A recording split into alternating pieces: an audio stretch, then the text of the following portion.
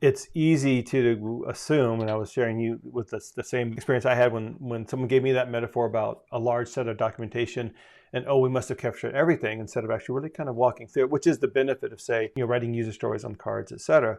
And I think given the large amount of code that can be just automatically developed, people probably do feel like, oh, that's so much faster, so much better.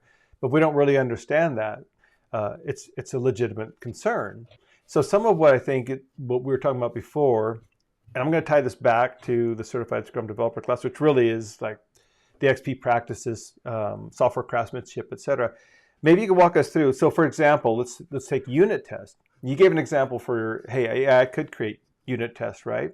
But at the same Yeah. time, maybe someone needs to really understand how to evaluate that. Maybe you could tell us, unpack that a little bit from that perspective. Yeah, so I think one of the things that I'm watching out for is that when I learned unit testing and test-driven development 25 years ago now, I thought it would be the way things are done these days. And we haven't seen that really, broadly adopted out there. Most people don't apply it the way it was intended to be. And so with unit tests, yeah, you can have a bunch of unit tests in place and your coverage may seem like a high number. So you've got the mythical 80% target that you're shooting for.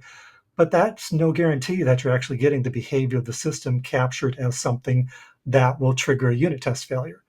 We want to make sure that the unit tests are detecting when the behavior of the system deviates from what we want it to do. And unit tests in and of themselves and a high coverage number aren't going to tell you that. Yeah, right. So I think so. For me, it's a little bit like an opportunity, and it's a mixed bag. So for those who are listening, so number one, to Paul's point, it would be good to understand and unit test. I think some people might have the understanding, but to your point, are we really practicing it?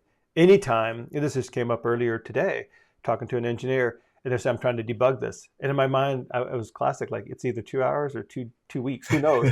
If you, Yeah. if you, if you had good unit tests, you'd know right away exactly where it broke. You would know as soon as you checked it in and tried to compile or run it.